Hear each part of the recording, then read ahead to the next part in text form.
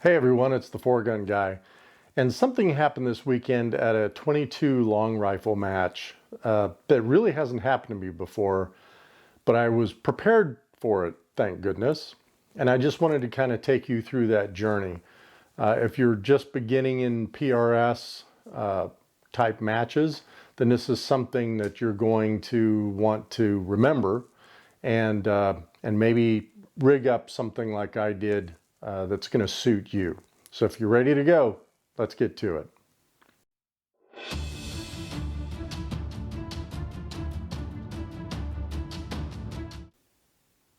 Okay, well, to really tell this story, I have to back up 3 weeks, right? So it's Four Gun Guy storytelling time.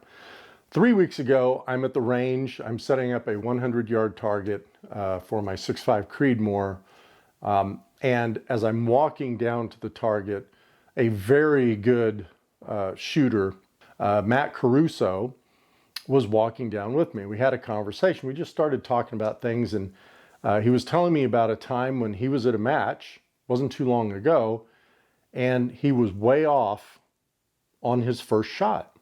And he realized he hadn't dialed the dope for that stage. But what he did do was he wrote some reference ranges with the reference dope down on his mag. So all he had to do, he said, all I did is pull out the mag, look at the range, a range close to what this range was. I put the mag back in and I started hitting the target. And I kind of didn't think anything of that till I came home. And about a week later, I thought, you know what, I should probably do something like that because that makes sense.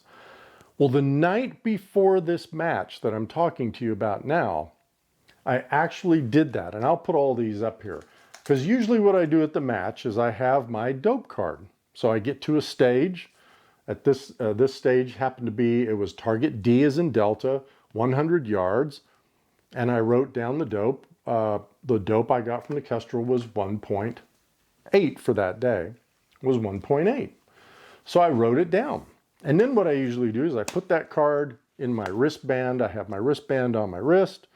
And then just before the stage starts, I double check that that elevation is dialed into that turret. Well, on this match, we had started at stage 6, so we went 6, 7, 8, and then we had to walk back to stage 1. Guess what I didn't do? I didn't do any of that. Get to stage 1, I'm the first shooter.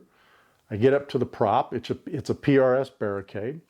You're shooting off of 4 positions, 2 shots each, so it's an 8-shot stage. Get up there, buzzer goes off, the timer says gun. I get down in position, first shot at the target that's, as I said, 100 yards. I miss about a foot low. Now, one thing I did right then that I'm going to tell you to do is pause. Pause. The old me would have racked another round, shot exactly at the same position on the target, expecting a different result, and it would have been a foot low. Then I'd have had to move to the next position on the PRS barricade. My mind would have been going, what the heck is going on? And now you're really flustered and confused. But all I did was I just paused there for a few seconds and I thought, why am I that low? Then it hit me, I didn't dial the dope into the scope. So I had the dope from the previous stage there. Now, I'll come back to something here. But so then what I did is I said, okay, don't panic. Don't panic. Just look down at your card and you'll see the, the dope that you wrote on your card for this stage, right? No, wrong. I didn't even put this card in my wrist, my coach wrist band here. I left the card in my cart. So now I don't have my card with me. Now, this was a 100-yard stage. I probably would have thought, okay, I think it's about 1.7, 1.8 at 100 yards for the Voodoo 22, if I remember. But I don't want to remember all that stuff. Thankfully, the night before, I had taken Matt Caruso's advice and wrote up some reference numbers for ranges and the dope for both my Voodoo and my 6.5 Creedmoor. And both those cards are in here. So all I had to do now Now that when I looked down, I just saw all of this, which is not that card. And I thought, okay, look at 100. It says 1.7. I dialed 1.7 and I shot. That saved that stage for me. That saved that stage. And I got second place in the match, which is fantastic for me. But my point is, it really saved me. Now, I'm going to come back to something here and tell you that that was a slight miss, a foot low. If you get into these matches and you have not reset your dope and you send a projectile way high, so here's the thinking here, guys. If you just come off a 900-yard stage and your next stage is a 400-yard, 500-yard, 600-yard stage, if you fly way over that target, you can be disqualified. I've seen it happen in these matches, especially in the 22 matches. So in a 22 match, you're shooting out to 280 yards. You've got, what would that be? Let's look it up here. 280 yards, 11.9 mils. And all of a sudden, you're going to come back down to a 150-yard target at 4.1 mils. You're going to fly way over that target. And they will disqualify you because you're sending a projectile somewhere off into Netherland, way beyond the range. So just be careful of that. That's why this can affect you in a match.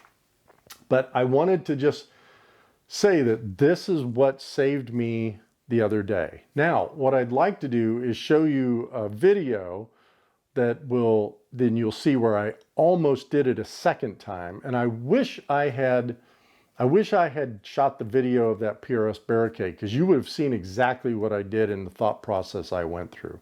But let's go to this other video and you'll see that I caught myself. Well, like I said, I'm going to just show you this video. It's short. These are only 2-minute stages. But what you're going to see here is, let me go ahead and start this thing. One of my squad mates, Clayton Doucette, who actually won a larger match the weekend before, he's helping me. Now I'm checking to make sure the mag's in there. I'm just getting ready to shoot. I've got my little milk toast bag I'm going to use in this prop, and all of a sudden I realize you didn't dial your dope. So did you see me look at my wrist there? I looked at my wrist. Now I'm dialing my dope, which I should have done before. I was actually the first shooter on this stage too. So that's why I wasn't ready. I have to pay attention to that stuff. Now what you're going to see happen here is, this is a 4-foot pipe and it's very slick.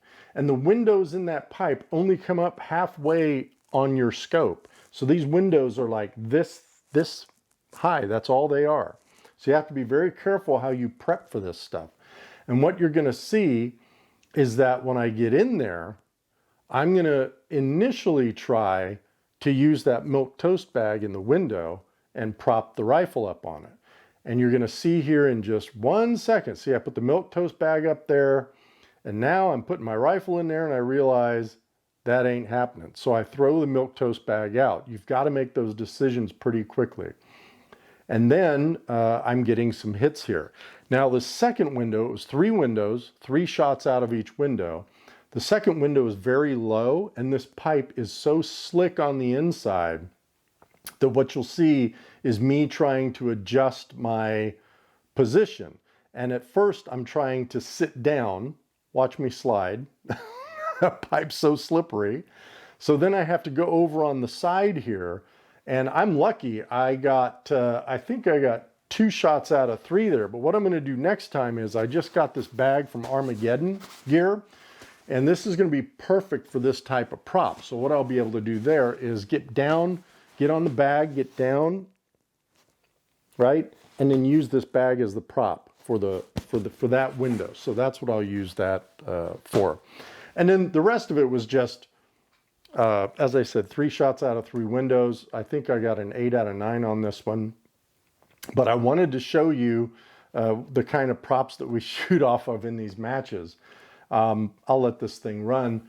But my big thing with this video was just to kind of give you an idea of, please prepare for what happened to me so you're not sitting there. I've seen guys literally forget to dial their dope, and they're lucky they have their Kestrel on them still. I've seen them pull the Kestrel out, turn it on because it went off because they were the last shooter in the squad.